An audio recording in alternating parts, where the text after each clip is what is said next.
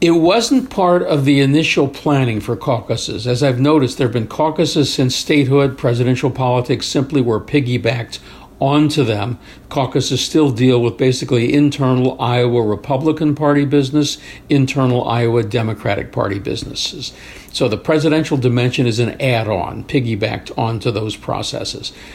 That being said, a good effect of the caucuses is that they make candidates talk to individual voters as real live human beings. In other words, if we go to a big media state with hundreds and thousands of people in places, oftentimes real voters are simply there as campaign props for photo ops. You'll see supporters standing around or standing behind a candidate giving a speech, but they're just sort of there to suggest big crowds, big enthusiasm, and so forth.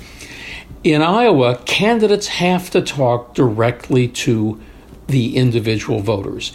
And, there are times that, reporters aren't supposed to be the story themselves, and a candidate may say something, and a reporter may challenge a candidate on the accuracy of what he or she has said or try to push it a little further, but reporters typically have to be careful about not becoming part of the story themselves.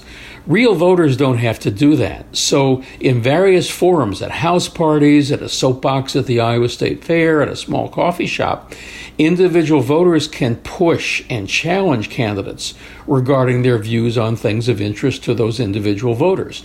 That's a good thing that the Iowa caucuses do. At the same time, because it's such a media event, we have to remember that simply all the caucuses do is give our first indication of what real party activists think about their array of potential nominees. That's all they do. There's no election other than county-level delegates, which nobody cares about outside of Iowa. There's no election of national nominating delegates. It's simply sticking a thermometer into the body politic of each political party and getting a reading of their temperature toward how they feel about what kind of warmth they have toward particular candidates for their party's nomination. So we always have to remember that it's not about national delegates. It's not an election. It's certainly the first official indication of what real people, not man on the street interviews, not polling samples, what real party activists think about their array of candidates. People sometimes believe that the Iowa caucuses will determine who will be president, or at least who will be the party's nominees. That's not necessarily the case. In terms of nominees, yes, roughly 3/4 of the time, whoever among the Democrats win their caucuses, that person tends to get the Democratic nomination. But of course, it depends upon how that plays out later in the primary season. But it's a reasonably good predictor.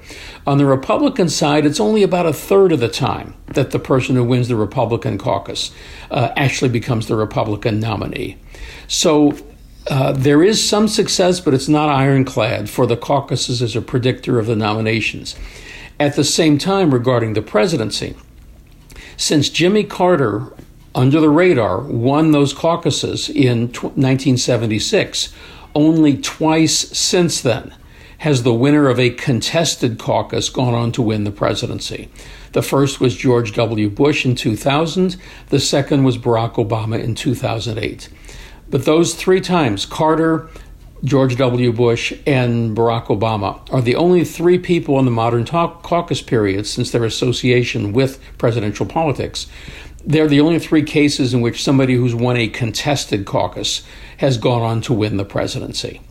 What the caucuses do more than determine who will become president or even who will become the nominee, they tend more to determine who will not become the nominee and certainly not become the president. The caucuses' benefit in this regard is that they reveal unexpected strengths and unexpected weaknesses in candidates, their campaigns, and their messages. If you think of a campaign as a race car, and if you think of a candidate as the driver, what the caucuses do is put the driver and the car out on the track so they can do a test run and see how well they perform. That's what the caucuses do.